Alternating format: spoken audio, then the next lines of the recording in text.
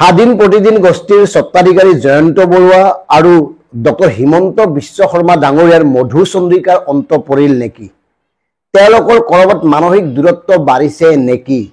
কাৰণ যিগৰাকী হিমন্ত বিশ্ব শৰ্মা ডাঙৰীয়াই মুখ্যমন্ত্ৰী হৈয়েই জয়ন্ত বৰুৱাৰ ঘৰলৈ গৈ সাক্ষাৎ কৰিছিল, তেখেতৰ বাসগৃহত পুৱাৰ আহাৰ গ্ৰহণ কৰিছিল, আৰু যিগৰাকী জয়ন্ত বৰুৱাই লোকসভাৰ নিৰ্বাচনৰ পূৰ্বে তেখেতৰ প্ৰকাশনৰ পৰা প্ৰকাশিত বাতৰি কাকত অসমীয়া প্ৰতিদিনৰ প্ৰথম পৃষ্ঠাত ডক্টৰ হিমন্ত বিশ্ব শৰ্মা ডাঙৰীয়াৰ ৪-৫খনকৈ ফটো প্ৰকাশ পাইছিল, ৪-৫টাকৈ বাতৰি প্ৰকাশ পাইছিল, সৰ্বানন্দ সোণোৱালৰ ৪-৫টাকৈ বাতৰি প্ৰকাশ পাইছিল, লিড ষ্টৰী কৰিছিল, এংকৰ ষ্টৰী কৰিছিল।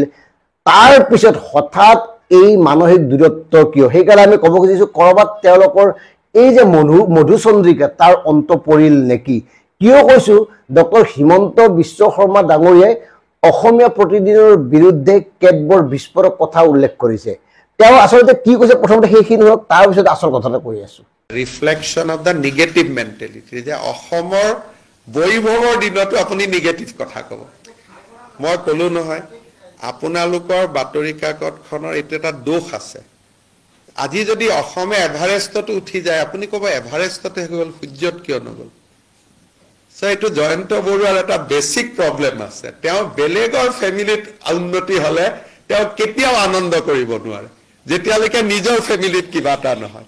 আৰু এই কথাৰ পৰা ডক্টৰ হিমন্ত বিশ্ব শৰ্মা ডাঙৰীয়া আৰু স্বাধীন প্ৰতিদিন গোষ্ঠীৰ স্বত্বাধিকাৰ সম্পাদক, এখেত বৰ্তমান সম্পাদক জয়ন্ত বৰুৱা, গতিকে তেওঁলোকৰ যে কৰবাত মনোমালিন্য হৈছে সেইটো স্পষ্ট। তাৰ কাৰণ কি?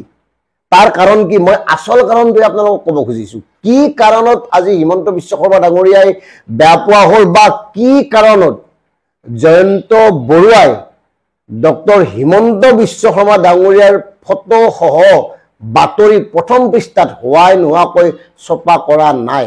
ৰ'ব, তাৰ আগতে আৰু এটা সৰু কথা। সৰ্বানন্দ সোণোৱাল ডাঙৰীয়া যেতিয়া ডিব্ৰুগড়ৰ পৰা লোকসভাৰ নিৰ্বাচনত অৱতীৰ্ণ হৈছিল, তেতিয়া সৰ্বানন্দ সোণোৱালৰ প্ৰতিটো ষ্টৰী প্ৰথম পৃষ্ঠাত স্থান পাইছিল। আৰু সেইখিনি সময়ত অসমীয়া প্ৰতিদিন কাকতে নৰেন্দ্ৰ মোদী নেতৃত্বাধীন কেন্দ্ৰীয় চৰকাৰে 2014 বা 2019ত কোৱা কোনো এটা প্ৰতিশ্ৰুতি মনত কৰি দিয়া নাছিল, কেৱল বিজ্ঞাপন ধৰ্মী প্ৰচাৰত লিপ্ত হৈছিল। কিয় জানেনে? তাৰো কাৰণ আছে। কাৰণ সৰ্বানন্দ সোণোৱাল ডাঙৰীয়া দিল্লীলৈ গ'লে বা দিল্লীলৈ গ'লেই ৰাজ্যসভাৰ আসনখন খালী হ'ল, আৰু ৰাজ্যসভালৈ যোৱাৰ বাবে কঁকালত টঙালি বান্ধি সকলোবোৰ পৰিকল্পনা প্ৰস্তুত কৰিছিল জয়ন্ত বৰুৱা।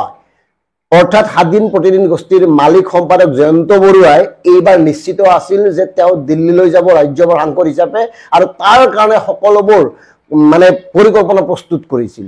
কিন্তু শেষত ডক্টৰ হিমন্ত বিশ্ব শৰ্মা ডাঙৰীয়াই জয়ন্ত বৰুৱাৰ সেই ইচ্ছাত হেঙাৰ স্বৰূপে দেখা দিলে, বাধাৰ সৃষ্টি কৰিলে।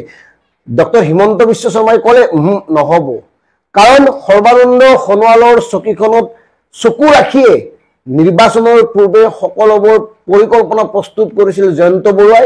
আৰু ইয়াতেই ডক্টৰ হিমন্ত বিশ্ব শৰ্মা ডাঙৰীয়াই অলপ বেলেগ ধৰণে এটা চতুৰ গেম খেলি দিলে, ৰাজনৈতিক গেম। আৰু তেওঁ লগে লগে জয়ন্ত বৰুৱাৰ সকলোবোৰ ইচ্ছাক অগ্ৰাহ্য কৰিলে। গতিকে মুখ্যমন্ত্ৰীৰ সমৰ্থন অবিহনে, মুখ্যমন্ত্ৰীৰ সহযোগ অবিহনে এয়া সম্ভৱেই নহয়। আৰু এই কথাটো বুজিছে কাৰণে এতিয়া মন কৰিব, প্ৰতিদিনৰ প্ৰথম পৃষ্ঠাত বা প্ৰতিদিন চেনেলত এতিয়া কাৰ বাতৰি অগ্ৰাধিকাৰ পায়? এতিয়া জয়ন্ত বৰুৱাৰ গেমটো হ'ল হিমন্ত বিশ্ব শৰ্মাৰ কাম কাজবোৰক চকা সমালোচনা কৰিব লাগে, আৰু তাৰ কাৰণে সমুজ্জ্বল ভট্টাচাৰ্য আৰু অখিল গগৈক প্ৰথম পৃষ্ঠাত স্থান দিছে। আমি এই কথাখিনি দৰ্শকক এইকাৰণে ক'ব খুজিছোঁ যে আচলতে স্বাধীন প্ৰতিদিন গোষ্ঠী বা বাতৰি কাকতৰ মালিকসকলে কি স্বাৰ্থত কেনেকৈ সংবাদ পৰিৱেশন কৰে, তেওঁলোকৰ আচল মতলব কি, তেওঁলোকে আচলতে বিচাৰে কি, এই কথাবোৰ সাধাৰণ জনতাই নাজানে। আৰু নাজানে কাৰণে তেওঁলোকে সময়ে সময়ে নিজৰ ৰূপটো সলনি কৰে, আৰু এই ৰূপ সলনি কৰাত অন্যতম হ'ল স্বাধীন প্ৰতিদিন গোষ্ঠীৰ জয়ন্ত বৰুৱা ডাঙৰীয়া। তেখেতে সময়ে সময়ে বিভিন্ন ৰূপ ধাৰণ কৰে। ইয়াৰ পূৰ্বেও তেওঁ ৰাজ্যসভাৰ সাংসদ হিচাপে প্ৰতিদ্বন্দ্বিতা কৰি পৰাজয় হৈছে। গতিকে এইবাৰ তেওঁ নিশ্চিত আছিল, এইকাৰণে নিশ্চিত আছিল যে এইবাৰ বঁটাটো অলপ বেলেগ ফালে গৈছিল। গতিকে লোকসভাৰ নিৰ্বাচনৰ সময়ত জয়ন্ত বৰুৱাই সৰ্বানন্দ সোণোৱাল আৰু ডক্টৰ হিমন্ত বিশ্ব শৰ্মাৰ সকলোবোৰ কথা যি কয়, প্ৰতিটো কথাই প্ৰথম পৃষ্ঠাত ছপা কৰে।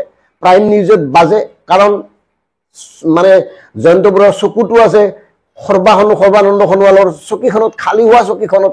গতিকে এই মতলববোৰ তেওঁৰ পূৰণ নহ'ল, আৰু পূৰণ নোহোৱাটোৱে স্বাভাৱিক।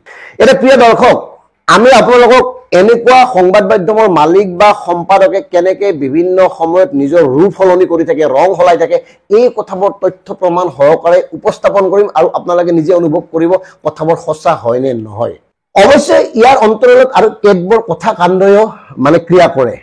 এতিয়া মন কৰিব, কংগ্ৰেছৰ দিনত সৰ্বত্ৰ চিণ্ডিকেট আছিল, সৰ্বত্ৰ চিণ্ডিকেটৰ বাতৰি, প্ৰতিখন বাতৰি কাকতৰ প্ৰথম পৃষ্ঠাৰ শিৰোনাম। এতিয়া নাই নেকি চিণ্ডিকেট?